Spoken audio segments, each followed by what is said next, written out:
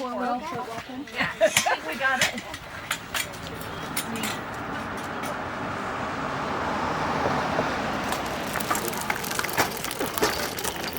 Okay, you guys are set. It started at lunch recess. It was inside. All the lower numbers go this way, higher numbers that way. And the kids and their amazing imagination started putting Unifix cubes together. And then Mrs. Hollinger walked in and she saw what they were doing and said, well, I can look up if there's a world record about Unifix cubes. I said, we're not there yet. Grace Sherman in 1999 did 90,750 in 90 minutes. And it was just over a mile. The first one who did it was 10. And how old are you guys? We're only 7 or 8. And one of us is 9.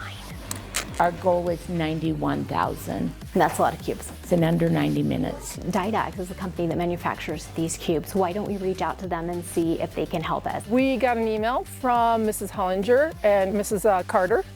It said, hey, we're going to set a world record for Unifix cubes. So I sent an email back. I said, well, what can I do for you? We couldn't get enough cubes. The math department brought us some, teachers loaned us some, and we were still about 80,000 short. We were trying to see if we could buy some, and would they just maybe give them to us at cost, or what could we do? So what do you need? And they're like, well, we need cubes. How many cubes do you need? We need over 90,000 to set the world record. I said, well, you probably need more than that. We were hoping they would donate all of them. We were all so excited and surprised when they agreed to donate 95,000, and they're donating us a little bit extra because they said that Unifix cubes can go like flying everywhere.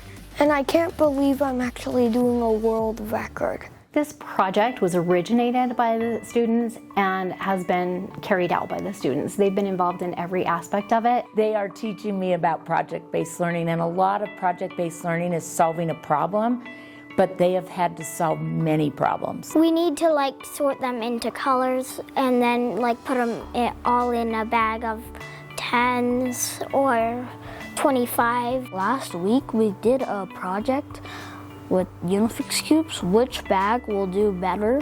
Then assemble them into 10s, then put the 10s together. The city was a problem, so Mrs. Best put together the application for the city to let us use the road. Then the problem came up, well, you've got to contact all the homeowners. We had a sheet that said the addresses, so we knew where to go.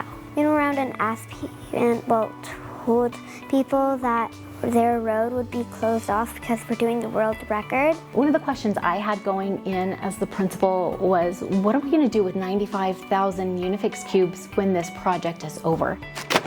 So well, we were going to sell them to pay off our school lunch program. So we talked to them about what that was and how much it was, and I said, well, why don't we donate it?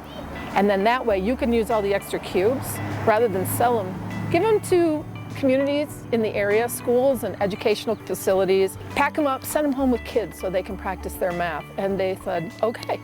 So we said we would donate the money. And we want to give you this check on behalf of all the hard work you've all done.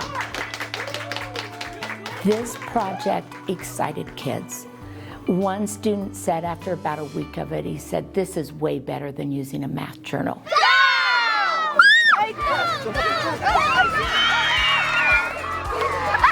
We just set a world record of the number of Unifix cubes in a straight row.